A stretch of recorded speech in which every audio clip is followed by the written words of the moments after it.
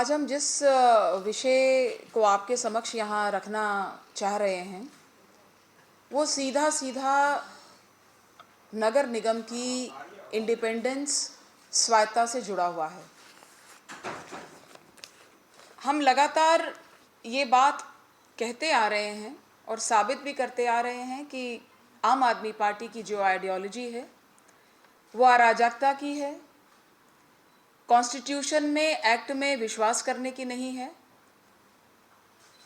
और किसी भी बात को मानते हुए कि एक्ट में क्या लिखा है, संविधान में क्या लिखा है, जानते हुए भी वो उसको मानना नहीं चाहते और ऐसी बातें सामने लेकर के आते हैं जिससे बार बार ये साबित होता है कि वो हर काम असंवैधानिक रूप से करते हैं। कल एमसीडी का हाउस होने जा रहा है जिसमें महापौर, उप महापौर के चुनाव के साथ कुछ एजेंडा भी बिजनेस के रखे गए हैं। आपके समक्ष हम जिस एजेंडा को लेकर के चर्चा करेंगे वो आइटम नंबर 11 है, जो मैंने आपको यहाँ कुछ साथियों को दिया भी है। ये आइटम नंबर 11 क्या है? दिल्ली सरकार ने एक पत्र लिखकर एमसीडी को कहा है कि जितनी भी पीडब्ल्यूडी की रोड्स हैं या जितनी भी 60 फीट से ज़्यादा बड़ी रोड्स हैं उसकी साफ सफाई, उसकी देखरेख सब दिल्ली सरकार को सौंप देनी चाहिए। आपकी जानकारी के लिए बता दूं कि जब शीला जी की सरकार थी तो उस समय भी ऐसा एक प्रस्ताव सरकार की तरफ से एमसीडी को आया था और एमसीडी ने उसको सिरे से खारिज कर ये कहा था कि जो ओनरशिप है इन रोड्स की, चूंकि वो एमसीडी के पास है, हम आपको इसकी ओनरशिप नहीं दे सकते और चूंकि साफ सफाई सेक्शन 42 ऑफ डीएमसी एक्ट के तहत ऑब्लिगेटरी ड्यूटी है एमसीडी की, तो साफ सफाई का काम भी हम आपको नहीं देंगे।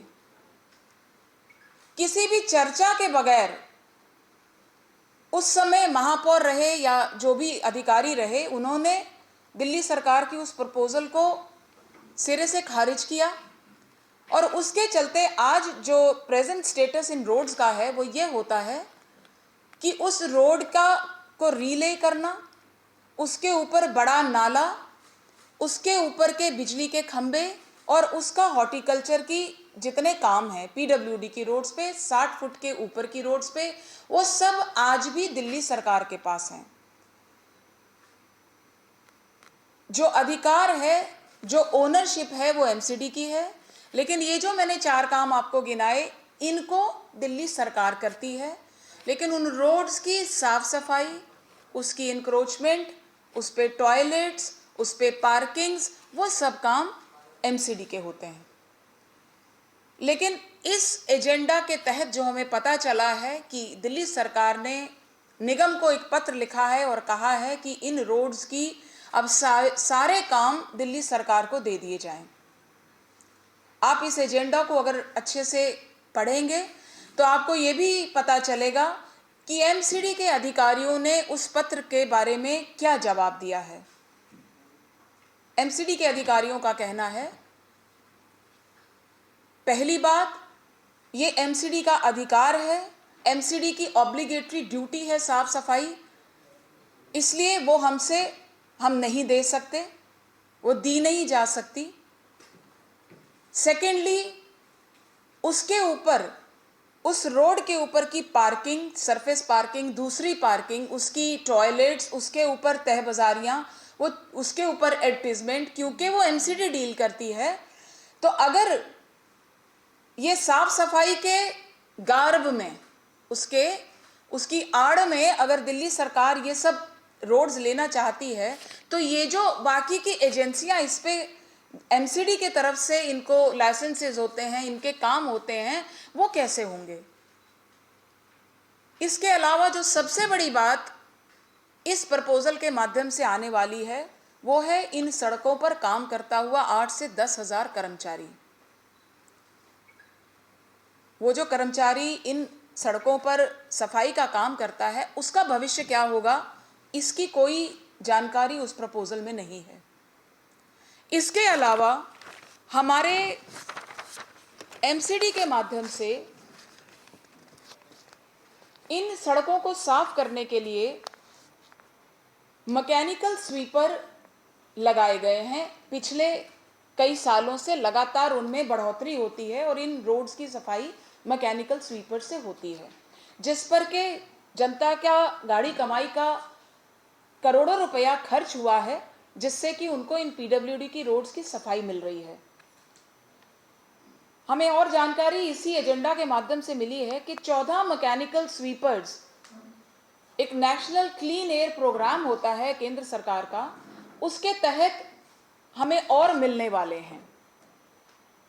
4 सीएनजी चलित जो मैकेनिकल स्वीपर हैं, लगभग 4.5 करोड़ रुपए के, वो यूडीएफ की स्कीम जो अर्बन मिनिस्ट्री है उनकी स्कीम के अंदर हमें मिलने वाले हैं, जिनकी प्रपोजल्स जा चुकी है। इन रोड्स के ऊपर 28 हमारे स्प्रिंकलर्स काम करते हैं, जो एनवायरनमेंट को ध्यान में रखते हुए, जब काफ़ी गहरा पॉल्यूशन होता है तो ये स्प्रिंकलर्स वहाँ काम करते हैं इन्हीं पीडब्ल्यूडी की रोड्स पर। एक और बहुत समस्या इस रोड्स को लेकर के आएगी अगर इस तरह की प्रपोजल एमसीडी में आज की जो सत्ताधारी दल है वो इसको दिल्ली सरकार की मानता है। आपको ध्यान होगा कि धीरे धीरे करके सभी जोन्स में दिल्ली के प्राइवेट कंसेशनर्स लग गए हैं, जो किसी भी एरिया का कूड़ा लिफ्ट करते हैं और उसका डिस्पोजल करते हैं। अब इन सभी जोन्स में प्राइवेट कंसेशनर्स के साथ जो एमओयू हुआ है उसमें ये सभी पीडब्ल्यूडी की रोड्स भी हैं। अगर आप दिल्ली सरकार उन रोड्स को लेती है तो उस प्राइवेट कंसेशनर के साथ जो एमसीडी ने एमओयू किया है उसका क्या हश्र होगा? क्या लिटिगेशन में वो लोग नहीं जाएंगे? जिन्होंने इन रोड्स के लिए एक्स्ट्रा एफर्ट्स किए हैं, एमटीएस लगाए हैं, एफसीटीएस लगाए हैं, वो एमसीडी के साथ लिटिगेशन में आ जाएंगे। इन रोड्स के ऊपर बहुत सारे पब्लिक टॉयलेट्स हैं, कम्युनिटी टॉयलेट्स हैं, जिनको एमसीडी देख रेख करती है। उसके ऊपर एडवर्टाइजमेंट के राइट्स एमसीडी प्रोवाइड कराती है। बिना किसी बात का ध्यान किए हुए अचानक एक दिन लेटर डाल करके एमसीडी को ये कहा जाता है कि इन रोड्स, पीडब्ल्यूडी की रोड्स की सफाई भी और सारे काम अब हमारे पास आने चाहिए। हमारा ये मानना है कि ये बैकडोर से, पिछले हाथ से एमसीडी को हथियाने की एक साजिश है। एमसीडी की जो इंडिपेंडेंस है, एक इंडिपेंडेंट बॉडी है एमसीडी, उसकी स्वायत्ता को, उसकी इंडिपेंडेंस को खत्म करने की साजिश है। आज सड़कें हैं, कल पार्क होंगे, फिर और आगे सिलसिला बढ़ता जाएगा और धीरे धीरे दिल्ली सरकार ही एमसीडी को चलाने की कवायद रखती है। ऐसा हम कल के इस एजेंडा से मानते हैं कि ये एक शुरुआत है। हम इस बात को अच्छी तरह से समझते हैं कि आज की डेट में जो दिल्ली की महापौर हैं, आम आदमी पार्टी की जो चुनी हुई वहाँ पर महापौर हैं, वो ठीक से दिल्ली को नहीं संभाल पा रही हैं, एमसीडी को नहीं संभाल पा रही हैं। शायद यही वजह रही है कि दिल्ली सरकार इन रोड्स के माध्यम से एमसीडी को डायरेक्टली चलाना चाहती है। अगर उनको ये लगता है कि उनकी महापौर इस समय एमसीडी को अच्छे से नहीं चला पा रही हैं, तो मुझे लगता है कि उनको इस जिम्मेदारी से उनको मुक्त करना चाहिए, ना कि सीधे तौर पर एमसीडी की इंडिपेंडेंस को खत्म करते हुए एमसीडी के अधिकारों का हनन करना चाहिए। हमने पिछले दिनों में ये देखा, मैं इसके साथ ये कड़ी इसलिए जोड़ करके कह रही हूँ कि हमें धीरे धीरे जो लगता है, जो होने वाला है, कि दिल्ली सरकार की एजुकेशन मिनिस्टर एमसीडी के स्कूलों में जाती हैं और कहती हैं कि काम अच्छा नहीं हो रहा है। अच्छा नहीं हो रहा है तो किसकी जिम्मेदारी है? और कल वो अनाउंस करती हैं महापौर के साथ बैठ करके कि पीटीएम जो है इकट्ठे एमसीडी सरकारी स्कूलों के साथ होगी। उनको ये बात पता होनी चाहिए कि मेगा पीटीएम एमसीडी के स्कूलों में लगातार होती है, पहले भी होती है। शायद महापौर को इस बात का ज्ञान नहीं होगा, इसलिए उन्होंने कल वो इस तरह से दिल्ली सरकार के मंत्री के छत्र छाया में बैठ करके इस मेगा पीटीएम का ऐलान किया। दिल्ली सरकार के स्कूल अपने हैं, एमसीडी के स्कूल अपने हैं। एमसीडी के स्कूलों में क्या होना चाहिए, ये हमारी महापौर को खुद से इसकी जानकारी होनी चाहिए और वो उनको स्वयं से इसकी कार्रवाई उसके ऊपर करना चाहिए। तो पीडब्ल्यूडी की रोड्स, एमसीडी के स्कूल, मैंने ये दो उदाहरण आपके सामने रखे जिसके माध्यम से दिल्ली सरकार डायरेक्टली एमसीडी को चलाना चाहती है, उसकी इंडिपेंडेंस को खत्म करना चाहती है। जहाँ तक पीडब्ल्यूडी की सड़कों का सवाल है, मुझे लगता नहीं, हम सब उससे गुजरते हैं। कितना उसमें हॉर्टिकल्चर डिपार्टमेंट जो पीडब्ल्यूडी के पास है, कितना उसमें रख रखाव करता है। आए दिन उसके ऊपर पेड़ गिरते हैं, आए दिन झाड़ियाँ बीच के मार्जिन से निकल करके सड़कों पे होती हैं। कितने वहाँ के गड्ढे भरे जाते हैं, कितनी वहाँ की कच्ची फुटपाथ्स को पक्का किया जाता है और कितनी स्ट्रीट लाइट्स वहाँ चलती हैं। हम सबको ध्यान होगा कि इन सभी मामलों में दिल्ली सरकार पीडब्ल्यूडी की रोड्स को लेकर के फेल है। जब उनको दिए हुए मेंटेनेंस की चीज़ों में वो आज तक फेल है, तो और एडिशनल जो जिम्मेदारी वो लेने की बात उन्होंने इस एजेंडा के माध्यम से कही है, तो कैसे एमसीडी उनको दे दे। साफ सफाई के लिए उनके पास कोई डिपार्टमेंट नहीं है, उनके पास कर्मचारी सफाई के नहीं होते हैं। क्या वो नए कर्मचारी रखेंगे? वो उस उठे हुए कूड़े को निष्पादन कैसे करेंगे? कोई योजना नहीं है।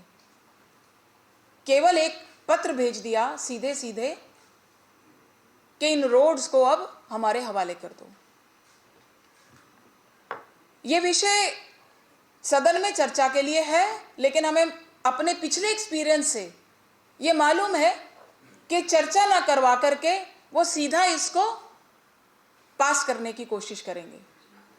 इसलिए आपके माध्यम से ये बात रखना चाहते हैं कि एमसीडी की इंडिपेंडेंस को, उसकी स्वायत्ता को, उसके अधिकारों का हनन नहीं होना चाहिए और हम ये नहीं होने देंगे।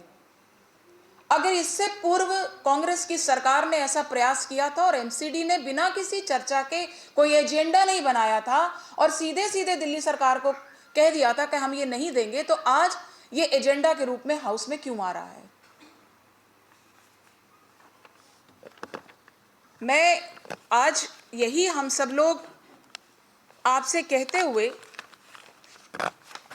कि निगम की स्वायत्ता और निगम के जो कर्मचारी इन रोड्स पर लगे हुए हैं, उनके भविष्य की चिंता, ये दोनों बातें, और निगम के अधिकारियों का स्वयं से ये मानना, कहना, क्योंकि इस एजेंडे में उन्होंने अपनी रिपोर्ट दी है कि ये ऐसा नहीं होना चाहिए, इससे बहुत सारे परिणाम ऐसे आएंगे जिसमें बहुत सारी लिटिगेशंस में एमसीडी उलझ जाएगी।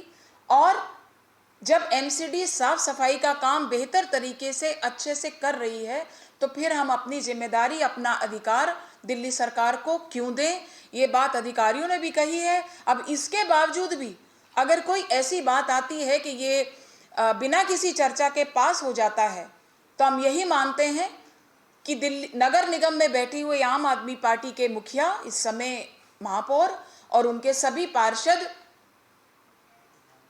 इनएफिशिएंट हैं, वो नगर निगम नहीं चला सकते और उसको निगम दिल्ली सरकार के माध्यम से चलाना चाहते हैं।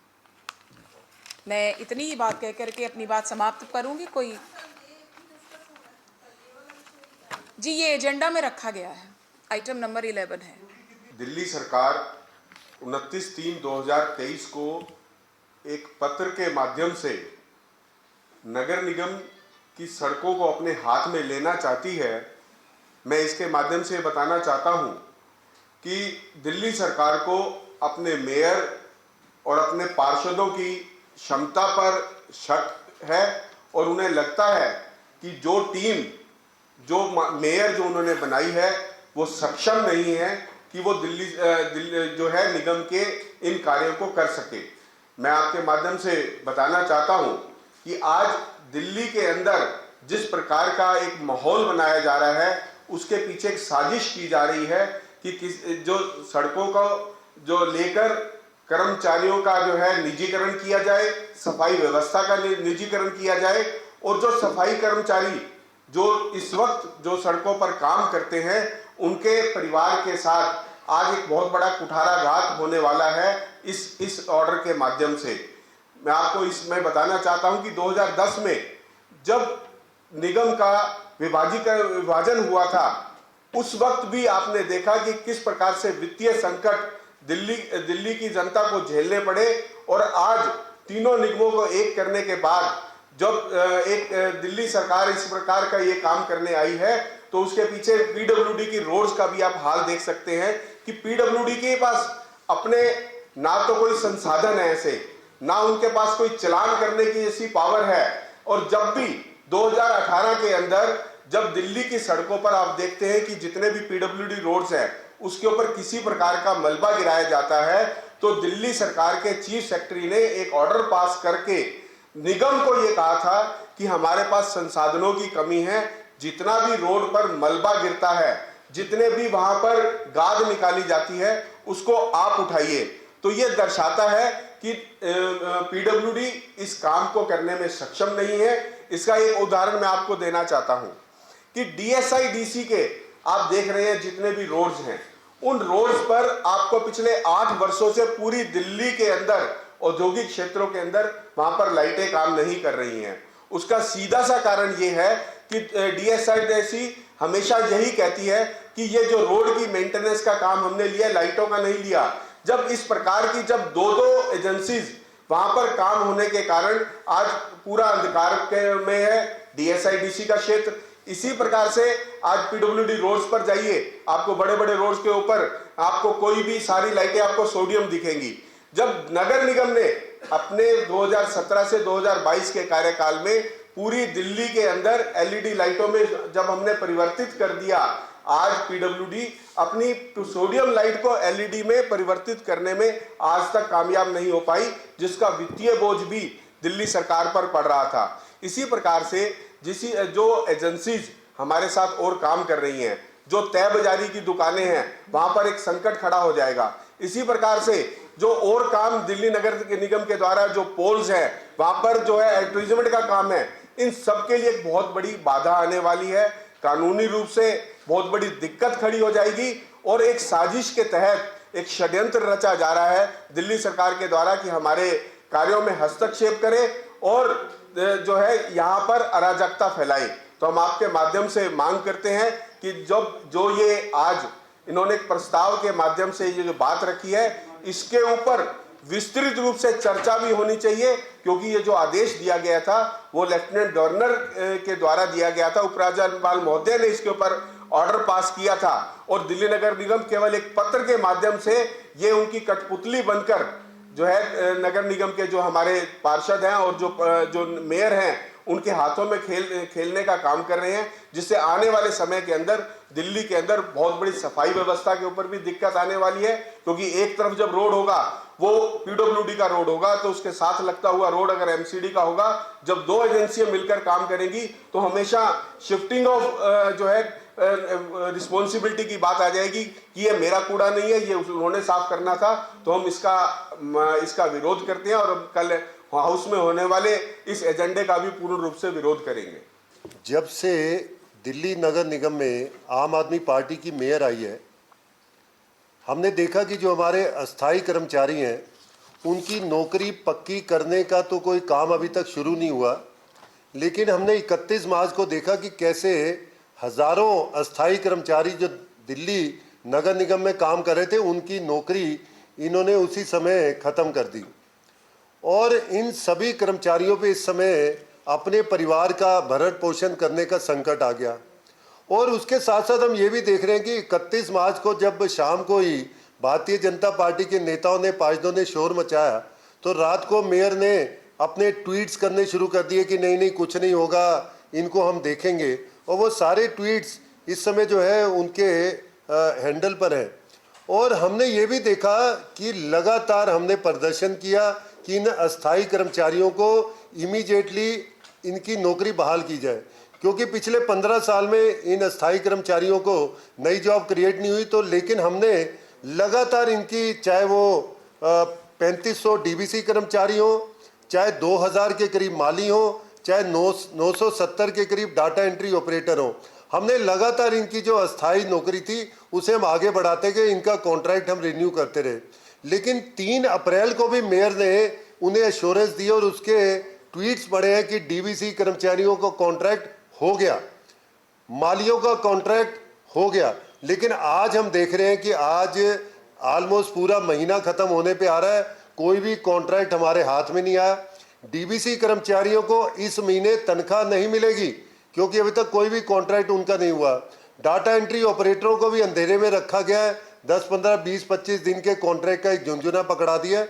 और उसके साथ साथ जो 2000 माली, इस समय पतझड़ का मौसम है, पार्कों के अंदर बहुत ज़रूरत है इन कर्मचारियों की, क्योंकि लाखों टन जो पत्ते गिर रहे हैं, उसके अलावा गर्मी शुरू होने वाली है, हरियाली मेंटेन करनी है, पर्यावरण को ठीक करना है। लेकिन इस मेयर के कानों पर कोई जूं नहीं रेंग रही है। मैं तो कहूँगा कि ये पढ़े लिखे अनपढ़ हैं, जो लगातार झूठ बोलकर हमारे कर्मचारियों को जो है गुमराह कर रहे हैं। हम इन सभी कर्मचारियों के साथ खड़े हैं। जैसे पिछले 15 साल में इन सभी अस्थाई कर्मचारियों को लगातार इन्हें नौकरी पे रखा गया, इनकी सैलरी दी गई, इनके घर वालों की चिंता की गई। हम चाहते हैं कि ऐसे ही आगे से किया जाए, और अगर इन कर्मचारी को नहीं रखा गया तो हम पुरजोर विरोध करेंगे, करते आ रहे, आगे करते रहेंगे, जब तक कि इनकी नौकरी जो है ये आगे बहाल नहीं करेंगे। बहुत बहुत धन्यवाद।